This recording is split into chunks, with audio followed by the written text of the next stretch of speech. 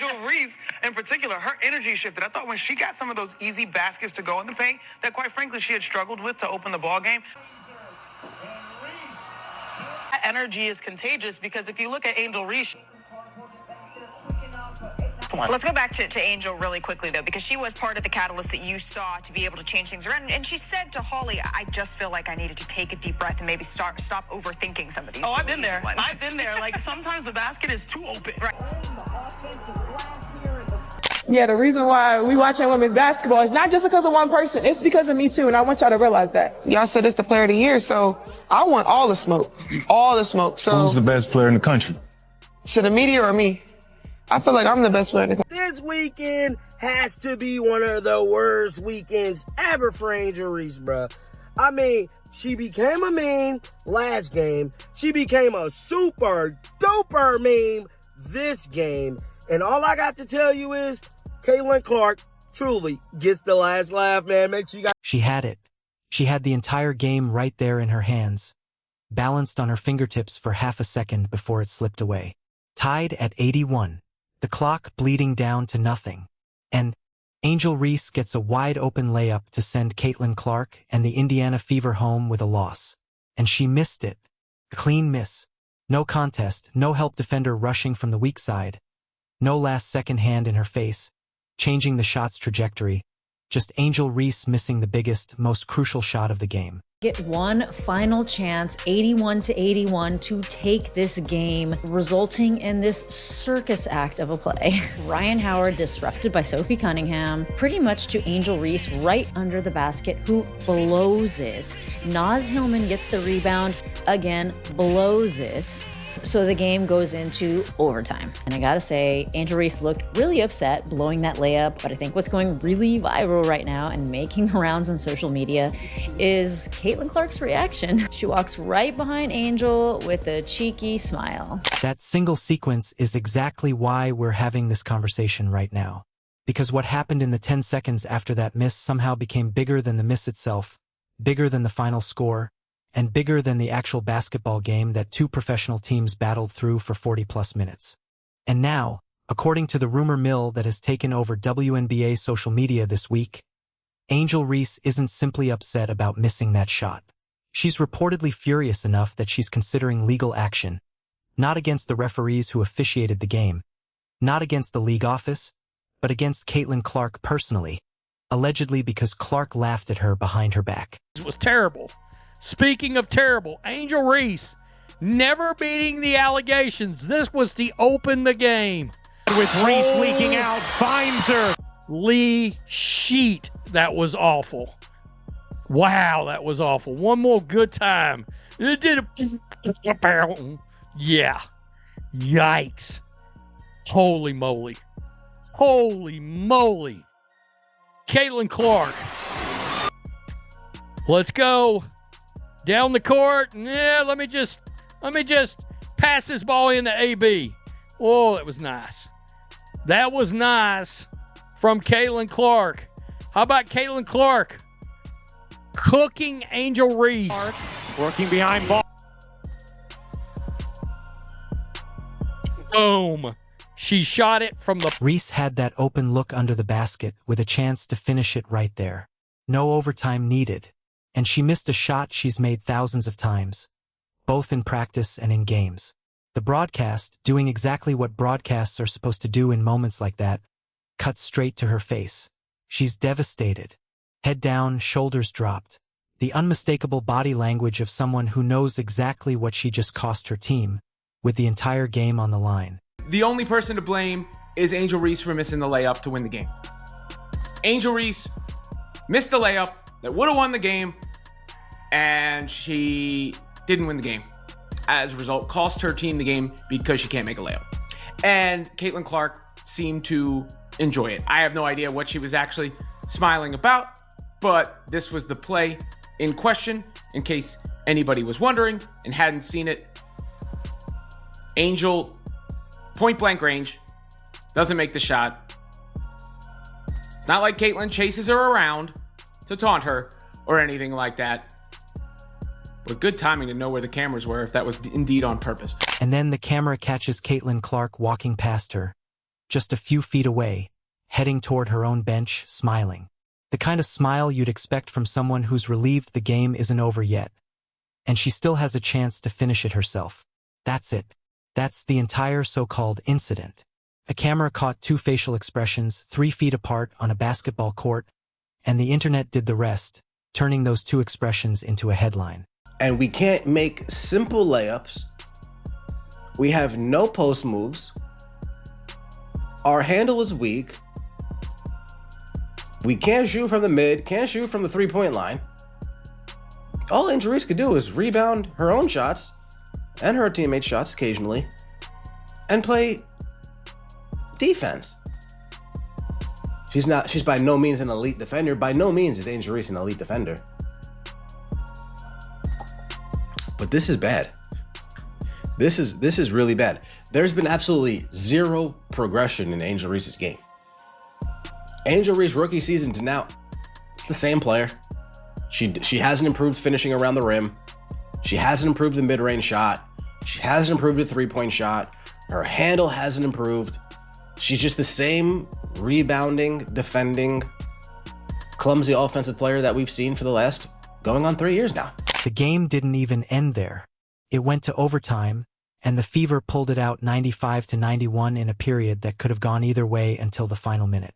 Clark finished with 26 points and 9 assists, controlling the extra period exactly the way superstars are supposed to. Reese actually had a solid statistical night on paper. 15 points, 14 rebounds, 6 assists, a near triple-double that, under different circumstances, would have been the headline of the night. But none of that mattered once the overtime buzzer sounded, because Indiana simply had more left in the tank when it counted, and Clark delivered the biggest shots down the stretch. Let's try again. Nope. Try again. One more time. Great board, just could not convert it. Was pushed under the hoop just enough to not have a great angle. To OT we go. Atlanta continues to own the offensive glass here in the fourth quarter. Within hours, that incident had been remixed, slowed down, zoomed in, captioned, turned into a sound effect, and posted across nearly every platform that exists. People were calling it their favorite meme of the entire year. Fans who had been rooting for Clark since the moment she stepped onto a WNBA court treated the moment like a trophy, replaying it over and over. Meanwhile, fans who backed Reese treated the situation like a public insult that demanded an immediate response. And somewhere in the middle of that chaos, a much bigger and much stranger story started to grow legs. The claim that Angel Reese wasn't just embarrassed by the moment. She was allegedly threatening to make the whole thing a serious legal matter. You were tuned in to our favorite reality TV show last night, and by now you've seen the video of Caitlin Clark laughing at Angel Reese after she missed the game-winning layup against the Fever last night. I'm sure you've also seen this clip of Angel Reese missing a wide-open layup in the first quarter, but what I'm sure you missed was the halftime commentary about Angel Reese's performance in the first half last night. I don't know who her team is paying to get them to gaslight us like this. Get a load of this. That energy is contagious because if you look at Angel Reese, she already has 7 and 9. She's already getting close to a double-double. Let's go back. Are we being so for real? 7 and 9, almost has a double-double in the first half. She was 3 of 10 from the floor. She missed 7 out of 10 layups. Half of those 9 rebounds were from her own missed shots that she then missed again. But yeah, she brought the energy, baby. She brought the energy. She's used to getting double teamed. She's used to triple teams, and she's used to contact. There's no one better to learn from when it comes to being a beast on the boards than Angel Reese. Yeah, because when the game's... There's no better person to learn from to be a beast on the boards. You don't say. The woman who literally has a stat created called me-bounds because she misses so many shots she takes. No shit, she gets rebounds. Within hours, that moment had been remixed, slowed down, zoomed in, captioned, turned into a sound effect, and blasted across every platform imaginable. People were calling it their favorite meme of the year. Fans who had supported Clark since she first stepped onto a WNBA court treated the moment like a trophy, replaying it endlessly. Meanwhile, Fans who backed Reese saw the situation as a public insult that demanded an immediate response. And somewhere inside that chaos, a much bigger, much stranger story began to grow legs. The claim that Angel Reese wasn't simply embarrassed by the moment. She was allegedly threatening to turn the entire situation into a legal matter. He is the worst offensive player. She's not very offensive competent, bro. Caitlin Clark laughing at Angel Reese's missed layup. Generational meme. To lose the game. Here it is. Here's the video. She can rebound everything, but bro. Andre Drummond is hell down there, cuz. Now, I heard you say, and I know you like her, Betty. You were like, she averages 15 and 12. I'm like, bro, you watch these games. You're like, how does she ever score? Come on, bro. She's an elite rebounder. So bad. Elite rebounder, bro. And you need those. You need those to win. You need those players on your team, bro. She's super famous rebounder, bro. Yeah. Oh, how bad did she want to hit the game winner against Caitlin Clark's team? You know what I mean? Yeah. That was devastating. I would say, my opinion is that Angel Reese averaging 15 and 12 is an indictment on the league. Oh, my God. Here's where things get truly bizarre. Reports emerging from Reese's camp, unverified, loosely sourced, spreading mostly through gossip accounts and screenshots that nobody has actually managed to trace back to any real legal filing, suggest that Reese is considering some kind of legal action music against Clark and possibly even the league itself over the laughing moment.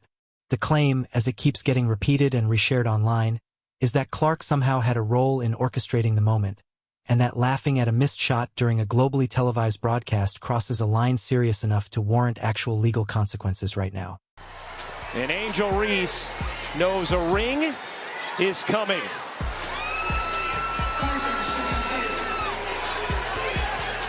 A lawsuit for laughing on a basketball court during a live basketball game, while both players were actively competing in front of paying fans and a national audience. Think for a second about what would genuinely need to be true for a lawsuit like this to have any real legal footing. You'd need to prove intentional harm, demonstrate actual damages, and identify some kind of legal duty that was violated. Smiling at a rival after she misses a shot isn't defamation. It isn't harassment under any recognized legal standard. It isn't a tort of any kind recognized in a courtroom. Every lawyer who has weighed in publicly on this rumor, and several have done so mostly half-jokingly on social media, has reached the same conclusion. There is absolutely no case here, not a weak case waiting for the right judge or jury. No case at all.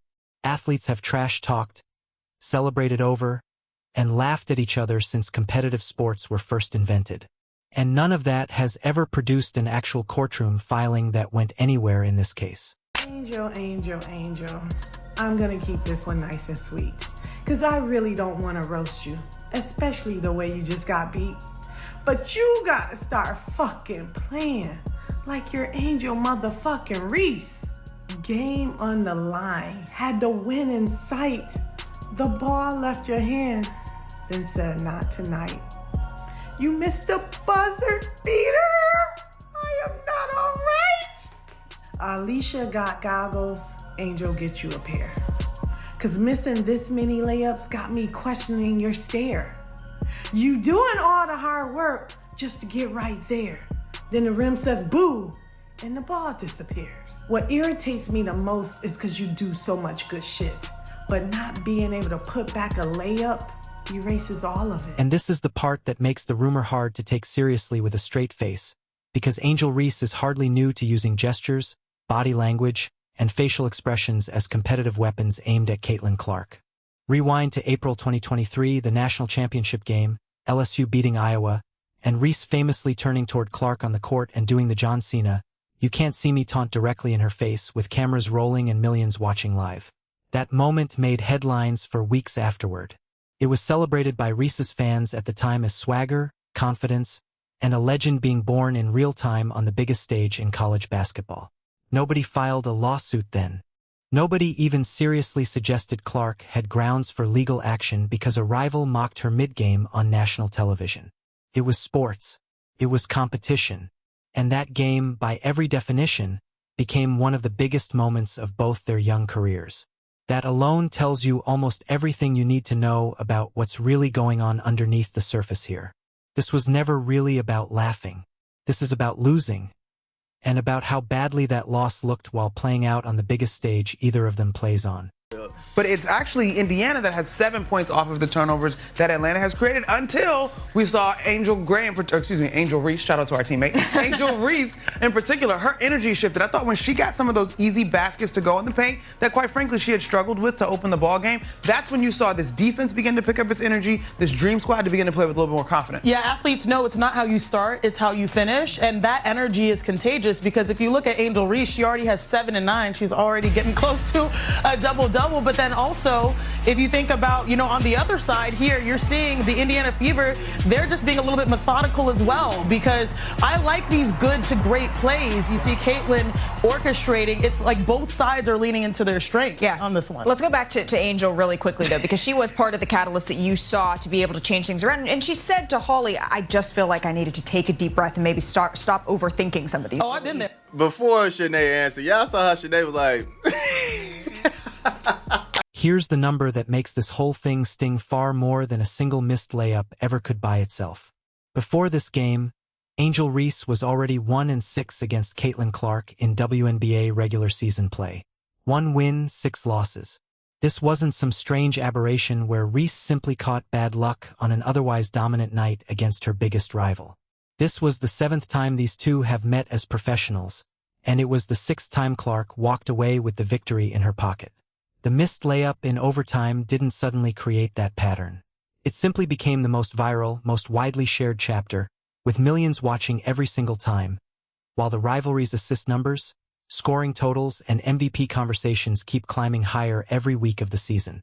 Clark is now averaging 22 points and 8.3 assists per game this season, leading the entire league outright in assists and sitting firmly in the middle of the MVP race, with real momentum behind her case. Reese, in her first season wearing an Atlanta jersey after the off-season trade, is averaging 15.6 points and 12.1 rebounds. Respectable numbers, real legitimate production on a nightly basis, but nowhere close to the same level of national attention or awards conversation that continues dominating headlines across the league every week. 3 hours yesterday, I watched ESPN polish the turd. For 3 hours, I listened to ESPN as they tried to convince me that Angel Reese is an elite basketball player.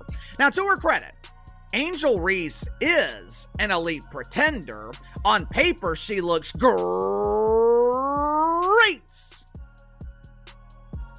But when you actually watch, it is abundantly clear that Angel Reese has no idea what the hell she's doing. This is year 3, and Angel Reese has not developed. And ESPN isn't doing her any favors by casting Angel Reese as a star player. And this is exactly why the timing of this whole situation feels so loaded and so uncomfortable for everyone involved. Because in the weeks leading up to this specific game, there was a growing chorus of people saying Angel Reese was having one of the best stretches of her entire career. Analysts were pointing to her rebounding numbers, her improved playmaking out of the post, the fact that she was putting up near triple-doubles on a semi-regular basis for the first time as a professional. People were genuinely starting to give her credit for it. Not manufactured hype for the sake of engagement, but actual basketball respect, built on real production happening on the floor night after night. The Atlanta Dream were positioning themselves as a legitimate playoff team heading into the stretch, and this loss just cost the Dream a single win in the standings. It undercut the entire storyline that had just started building momentum around her. Everyone watching live and on replay for days afterward got to see in real time on the exact stage where it mattered the most that the doubts about her finishing at the rim in high-pressure moments hadn't actually gone anywhere. That is a much harder thing to sit with quietly than a smile caught from 30 feet away by a broadcast camera. She missed that layup, and then Caitlin is in the back looking like an absolute menace. Honestly, I don't even care if you're a Caitlin Clark fan, if you're an Angel Reese fan, you got to admit that this was funny. And I can't even lie, I'm glad that this was all that it was for this matchup, because it feels like every time Caitlin Clark goes up against Angel Reese, ever since college, you guys, ever since like their junior year in college, it's always something with these two. It's always something, and then it turns into something greater than that. This is just something fun and light and funny. And strip away the lawsuit talk entirely. Set aside the legal language, the screenshots nobody can verify, and what you're left with is a much simpler, much more human story underneath it all. Nobody actually believes Angel Reese hired a legal team over a 2-second music smile. What people genuinely believe, and what the tape on the court supports pretty clearly, is that Reese is dealing with the very public, very repeated experience of coming up short against the one player whose success has come to define the entire national conversation around her own career trajectory. Every time this specific matchup happens, it was never really about a facial expression caught on camera for 2 seconds. It was about what that facial expression represented in that exact moment.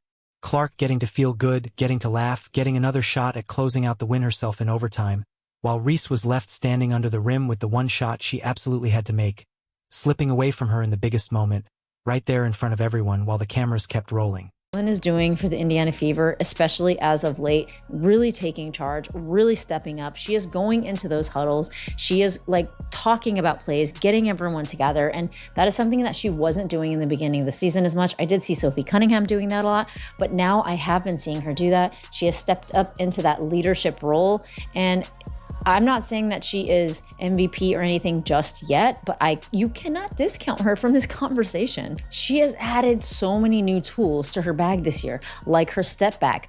Also, her step back has gotten the gait of her step back is, and I posted this yesterday on social media, so I apologize if you're hearing me say this again, but her step back has gotten to the size of like an adult human being, something that she was not able to do with her groin injury. That is like a huge deal for someone like Caitlin Clark, who just needs a little bit of space to get a shot off. And her mid-range game has really gone up. But not only that, her ability to draw contact. And the reaction to the alleged lawsuit story has made that underlying tension even more obvious than it already seemed. Sports commentators, podcast hosts, and fans across every platform have spent the past several days having a genuine field day with the idea, most of them arriving at some version of the exact same joke. If missing a game winner and getting laughed at were legally actionable, half the history of professional sports would be buried in court proceedings right now. Buzzer beaters get celebrated loudly. Misses get mocked, sometimes cruelly, sometimes affectionately. That has always been the unspoken deal in every sport, at every level of competition. And honestly, it's part of what makes competition worth tuning in and watching in the first place. The suggestion that one specific instance of it should suddenly carry a legal consequence hasn't been treated as a serious grievance by almost anyone outside the handful of rumor accounts actively pushing the story for engagement. It's been treated for exactly what it looks like on its face. Someone struggling to process a very public loss, while a corner of the internet runs wild with a story that gives that struggle a much bigger stage than it probably ever deserved. Here's the part that actually matters going forward, far more than anything involving lawyers, screenshots, or unverified legal rumors. Right now, the standings have the Fever sitting 4th at 23-12, while the Dream sit 5th at 21-13. If the season finishes anywhere close to where it stands today, these two teams meet each other in the first round of the playoffs. The first ever postseason matchup between Clark and Reese as professionals, with elimination stakes attached.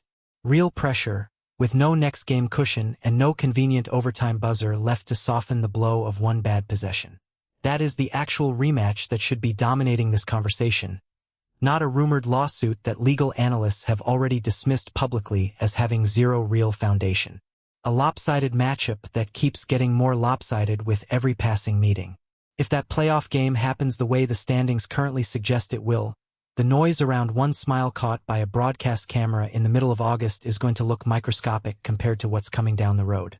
Because in the playoffs, there's no laughing quietly and simply walking it off before the next regular season game arrives on the schedule. There's only winning, or watching someone else get the very last laugh on the single biggest stage either of them has ever played on in their careers.